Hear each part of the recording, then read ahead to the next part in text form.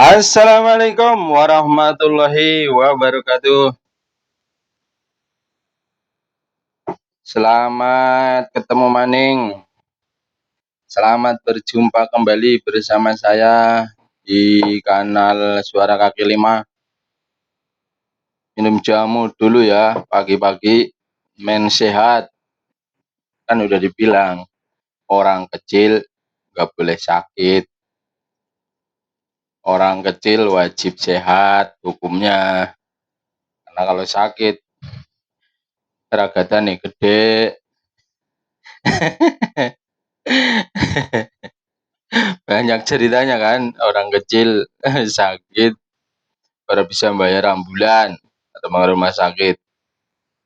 Orang kecil sakit, orang bisa bayar biaya rumah sakit. Aduh, maka berusahalah untuk sehat. eh, Oke teman-teman, pada kesempatan kali ini, pada sehat mbok, kalian agak duit deh. Mudah-mudahan hari ini kalian sehat semua, banyak uangnya, banyak rezekinya. Pada kesempatan kali ini saya akan mengolah satu video. Nah, ini videonya istimewa menurut saya sih. Tapi banyak yang nggak suka. Tapi nggak banyak, nggak banyak. Yang nggak suka itu hanya sekitar 13% saja. 13% saja gitu yang nggak suka. Jadi sekitar 74% itu suka, sisanya nggak jelas. Maksudnya bingung gitu kalau nggak jelas. 74% itu suka, ini sesuai dengan ini apa, presentasi ini dari mana sumbernya? Itu dari surveinya Indikator tentang kesukaan kepada Jokowi, suka atau tidak suka kepada Jokowi itu masih tinggi, yaitu 74%. Itu artinya ya jelasnya kalau suka dengan Jokowi berarti program-programnya Jokowi juga suka. Ya mungkin tidak suka semua, tapi ya sebagian besar suka, ya diantaranya IKN gitu. Asumsinya kayak gitu perkiraannya. Jadi yang 13% ini ya memang nggak suka gitu kan, nggak suka sama IKN. Cuma ini suaranya berisik gitu, jadi terkesan terkesan banyak banget karena suaranya berisik. Oke teman-teman, kita langsung lihat saja videonya. Ya, Bismillahirrahmanirrahim. Cuing.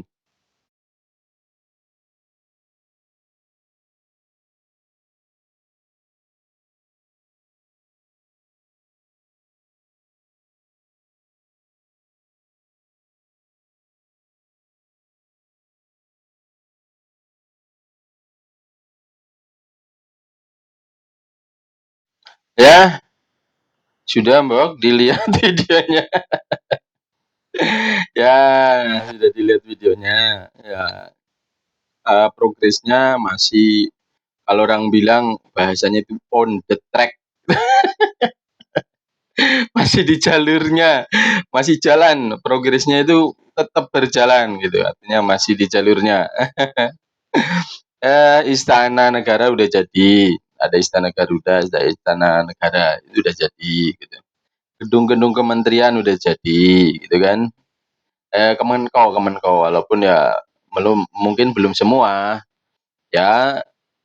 Wajar karena kebutuhan untuk gedung-gedung itu kan sangat banyak banget itu kan, tidak mungkin dipenuhi dalam 10 tahun juga belum tentu kelar semua gitu kan. Kemudian gedung-gedung untuk Kemenko udah jadi ya, kemudian rumah-rumah menteri udah jadi, kemudian rumah-rumah untuk ASN itu udah sebagian besar udah jadi gitu kan. Terus rumah sakit udah jadi. Ada rumah sakit Kemenkes itu, rumah sakit pemerintah udah jadi, di sana ada canggih-canggih. Katanya sih saya kan enggak tahu masalahnya ini canggih beneran apa enggak. Cuma katanya canggih gitu, sudah bertaraf internasional katanya. Kemudian apalagi? Apalagi itu? Eee Training center PSSI udah jadi, terus apa lagi, hotel-hotel udah ada hotel yang murah Bupika, yang ekonomi lah istilahnya, itu juga bagus. Ada hotel yang VVIP, Swiss Hotel, itu juga udah jadi, udah beroperasi. Terus apa lagi? Banyak, apa lagi sih, eee, bandar udara udah jadi, pelabuhan udah jadi, apa lagi? Jalan tol masih on the track gitu. Jalan tolnya udah jadi sebagian ya, sebagian, walaupun belum semuanya. Apalagi sekolah-sekolah belum ya, sekolah-sekolah belum, tapi udah mulai dibangun gitu kan. Universitas-universitas juga udah mulai dibangun gitu kan. Mungkin ya setahun 2 tahun ke depan udah oke lah, mungkin gitu. Eh, terus apalagi, kantor, apa namanya, Pas Pampres sudah jadi, ya, terus apalagi, rusun-rusunnya juga sudah jadi, terus apalagi, kantor Wapres yang belum jadi sementara ini. Kemudian simbol-simbol keagamaan, di situ Masjid Nusantara sedang dibangun, udah mendekati jadi lah itu. Katanya sih targetnya Desember jadi. Kemudian ada Basilika untuk orang Katolik ya mungkin ya kalau tidak salah itu. Juga udah sementara dibangun. Uh, Artinya apa namanya, gedung-gedung pokoknya, fasilitas-fasilitas pokoknya itu udah mulai udah mulai berjalan gitu, udah mulai seperti di situ ada misalnya toko-toko Mart gitu kan, ada Indomart, ada KD-Mart, ada Alfamart, itu sudah mulai di sana itu udah mulai beroperasi gitu kan.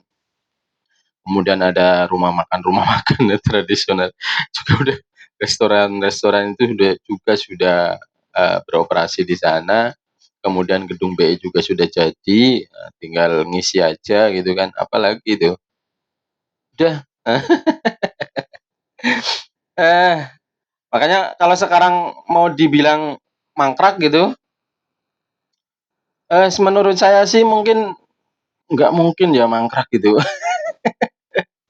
Kalau dibilang, ini negara nggak mungkin mampu gitu membiayai misalnya 1.000, itu kan awal itu kan, untuk ini ya, itu lalu berapa, 450 triliun kan kalau tidak salah gitu kan.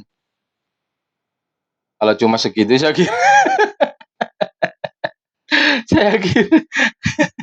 saya kira aduh aduh, saya kira itu jumlah yang kecil Bro, kecil banget. Wong yang dikorupsi aja lalu 8.000 triliun, yang dikorupsi BTS cuma 450 triliun, alah kecil. Kecil banget itu mah.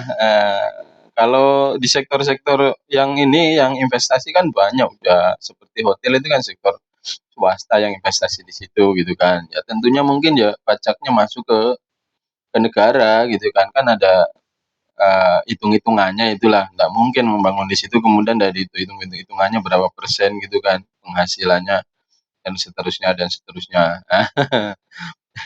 Itu perusahaan-perusahaan swasta gitu kan, usaha-usaha swasta, UMKM, nanti kan banyak yang berinvestasi di situ gitu kan. Itu kalau udah jalan, ya termasuk rumah sakit swasta kan di situ banyak. Jadi kalau ada orang yang bilang mangkrak gitu ya, rasa-rasanya kalau sudah sedemikian jauh pembangunannya itu kayaknya ndak mungkin gitu. Eee, yang menentukan kebijakan itu kan para eksekutif dengan legislatif ya. Tentunya mungkin tidak setujunya mungkin. Saking nggak setujunya pun ketika sudah lihat bangunannya seperti itu, apalagi nanti misalnya udah tahun ini akan dibangun, gedung legislatifnya udah dibangun, kemudian rusun-rusun untuk anggota dewan juga dibangun gitu kan. Kemudian gedung yudikatif, pengadilan itu kan udah dibangun juga, misalnya udah dibangun. Itu orang misalnya mau memangkrakkan itu kan itu sayang juga kan, udah keluar banyak, kemudian tiba-tiba keputusan dimangkrakkan, itu ya rasanya nggak mungkin juga menurut saya, nggak mungkin. Mereka nggak seakan-akan nggak rela lah, sayang lah. Orang udah keluar banyak kemudian keadaannya sudah indah seperti itu. Ya, bayangin di situ di IKN itu perkantorannya udah lingkungannya udah begitu asri karena di tengah-tengah hutan gitu kan. Udah asri banget di tengah-tengah hutan, di pegunungan, kemudian di sekitarnya itu banyak danau-danau kecil, coba bayangin danau-danau kecil, pulang dari ini, pulang dari kantor, jalan, itu bisa nongkrong-nongkrong di danau-danau itu, sambil mancing misalnya, sambil menghabiskan waktu, sambil istirahat, ini kurang aduh aduh kok ndak tergiur bagaimana gitu orang-orang. Coba bayangin aja. Danau-danau kecil itu kan banyak banget di situ dibuat, danau-danau buatan. Embung lah orang bilang embung. Ya katakan danau gitu kan, karena luas gitu kan. Ndak seneng gitu. Pagi-pagi misalnya waktu liburan bisa jogging di situ mengelilingi danau-danau itu kan, aduh, ndak mungkin orang nggak suka ke sana misalnya. Yang menentang-menentang pun misalnya partai-partai yang nggak suka, yang awalnya menentang dulu apa PKS. PKS dulu kan, oh nentangnya kayak apa itu dulu. Gerindra awal-awal sebelum ini kan ya, oh Gusti Allah ya Allah ya. Tapi begitu sekarang berkuasa, ya melanjutkan nggak mungkin karena udah di situ bangunannya udah jadi, biaya udah banyak, tempatnya udah bagus, polusinya nggak seperti di Jakarta, tempatnya asli indah hijau dan seterusnya. Ya Allah, kok ini mau dimangkrakan begitu saja? Ini otaknya otak apa? Nggak mungkin. Ya akhirnya dilanjutkan lagi, nggak ada mau dimangkrakan, nggak ada. Kecuali ya mungkin aja ada kejadian-kejadian luar biasa, misalnya tiba-tiba ada ini perang misalnya, perang besar, duar-der, ya mungkin, mungkin itu pembangunan IKN itu bisa jadi dihentikan, mungkin gitu kan, dihentikan sementara itu juga, itu mungkin. Eh, eh, oke kita analisa bareng-bareng ya, ini bisa ceritanya terlalu panjang ini. Seberapa penting sih IKN itu ya? Jadi IKN itu kan kita tahu semua lah itu rencana pemindahan ibu kota itu kan sudah direncanakan dari zaman Pak Karno, Pak Harto, melewati beberapa kali periode presiden, tapi kan nggak ada yang berani eksekusi gitu kan. Dan kemudian di tangan Pak Jokowi yang katanya presiden klemer-klemer, pelangap-pelongo, tapi beliau berani menjadi eksekutor, mengeksekusi dengan segala resikonya. Apalagi waktu itu kan setelah habis kena COVID gitu kan, habis kena COVID, tentu ekonomi belum stabil benar, tapi Jokowi itu begitu pedenya, begitu percayanya bahwa bisa dieksekusi gitu kan. Kemudian jadilah IKN sampai sekarang itu. Nah, seberapa penting menurut saya ya penting ya, tapi ini kan eh, apa namanya satu hal yang debatable, debatable, yang bisa diperdebatkan penting atau tidak penting gitu kan. Nah, cuma kalau menurut saya penting supaya ibu kota itu menjadi lebih sentral gitu kan. Nah, tidak terlalu ke barat dari sisi geografi ya, dari sisi geografi itu tidak terlalu ke barat, tidak terlalu ke timur gitu kan. Sehingga diharapkan sebaran pembangunan itu bisa merata gitu. Itu kan itu kan pada faktanya seperti itu. Pembangunan sejauh ini kan terpusat di wilayah Jawa sana. Kenapa?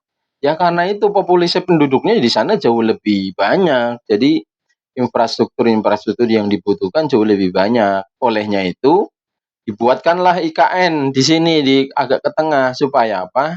Supaya nanti persebaran penduduk itu bisa sedikit demi sedikit itu beralih ke wilayah bagian tengah sehingga karena populasi penduduk di wilayah bagian tengah atau wilayah bagian timur nanti itu maju pesat, tentunya kebutuhan-kebutuhan infrastruktur itu dibutuhkan jauh lebih banyak sehingga banyak pembangunan-pembangunan nantinya, kayak gitu mungkin. Nah, itu dari sisi geografi ya. Kemudian, dari sisi apalagi itu, problem yang dihadapi oleh Jakarta itu kan sudah kompleks banget ya, kompleks banget. Di antaranya adalah polusi. Polusi udara itu yang nggak bisa dikendalikan sudah. Saya sih nggak percaya Jakarta itu bisa dikendalikan apa enggak polusinya itu kan. Karena karakter-karakter orang Indonesia itu karakter anu, apa namanya, bandel-bandel itu karakternya. Mohon maaf bandel-bandel. Kon aja nganggo kon ganti misalnya kon ganti suruh ganti mobil listrik itu bandel-bandel itu.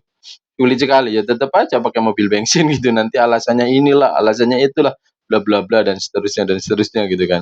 Cenderung kayak gitu. Jadi apa namanya? Permasalahan polusi kayaknya akan sulit diatasi. Dan itu akan dijawab nanti oleh IKN gitu kan. IKN sudah menyediakan mobil-mobil listrik gitu kan. Tentunya nanti mobil-mobil yang berbahan bakar solar atau bensin nanti tidak bisa masuk ke situ. Jadi semua mobil-mobil yang ada di dalam situ adalah mobil-mobil listrik sehingga disediakan fasilitas-fasilitas pendukungnya dan seterusnya dan seterusnya. Nah, itu diantaranya. Yang keduanya banjir. Jakarta itu udah wais ya banjir. Hampir tiap musim hujan pasti banjir itu.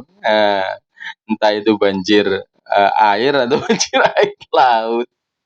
Aduh, aduh. Maka ini IKN ini bisa menjadi jawaban itu gitu kan. Karena berada di atas ketinggian laut itu 80 meter di atas ketinggian air laut. Sehingga dibentuklah di situ dibuatlah embung-embung sebagai apa sih namanya kolam kolam serapan kolam apa namanya penampungan air gitu kan supaya lebih sejuk di situ. Gitu maksudnya. Kemudian tentunya kemacetan ya, Jakarta udah macetnya luar biasa. Dan ini mungkin nanti di IKN itu bisa jadi jawabannya, bisa jadi solusinya, bisa menjadi ibu kota yang lebih eee, apa namanya, ramah lingkungannya, ndak macet lagi, terus dan seterusnya dan seterusnya. Eee, aduh. Terus mungkin ada orang yang beranggapan bahwa IKN sebenarnya belum waktunya lah dibangun gitu kan. Negeri aja masih carut marut kayak gini. Ya, kalau dibilang belum waktunya ya sampai kapanpun orang akan mengatakan belum waktunya gitu. 10 tahun ke depan nanti misalnya digulirkan lagi misalnya masalah IKN nanti akan mengatakan belum waktunya gitu. Maka sudah tepat menurut saya bahkan seandainya dieksekusi dari sebelum Jokowi itu akan jauh lebih bagus gitu kan. Menurut saya kayak gitu sehingga karena ini adalah program jangka panjang bukan 5 tahun, 10 tahun, itu kan nggak di program 30 tahun. 30 tahun, menjadi ibu kota yang udah, apa namanya, udah terkoneksi secara komplit gitu kan, secara apa sih bahasa ininya lah, eee, makanya udah dari sekarang itu udah harus dieksekusi sehingga, udah jadi kok tinggal neruskan gitu. Jadi kalau ada orang yang bilang IKN mangkrak itu omong kosong aja. Itu omong kosong saja itu. Buktinya sekarang udah ya ASN udah ada yang bekerja di sana, udah ada yang tinggal di sana, udah mulai hidup, tinggal nanti penambahan ASN apalagi misalnya nanti sekolah udah ada, ASN udah pada pindah, keluarga-keluarganya udah pada pindah, udah sekolah hidup, apa namanya, hotel hidup dan seterusnya. Dan kemudian, dari sektor pendidikan misalnya, dari sektor ekonomi, dari sektor ekonomi jelasnya IKN itu bisa menopang bukan menopang ya, bisa membantu persebaran ekonomi secara merata ke berbagai penjuru dunia kok dunia, negara secara nasional ya, yang kita rasakan kalau ini kan nanti misalnya ini misal ya, misal tahu dalam gambaran-gambaran misalnya IKN udah berjalan, udah rame di sana, tentu kan banyak kebutuhan-kebutuhan logistik yang baik itu bersifat konsumtif atau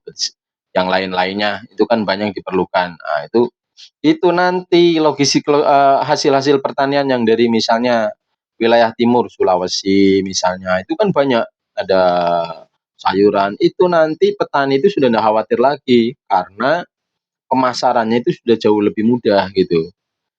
Karena kenapa jauh lebih mudah, yaitu tingkat kebutuhan, serapan terhadap hasil tani itu sudah jauh lebih besar gitu misalnya, gitu kan.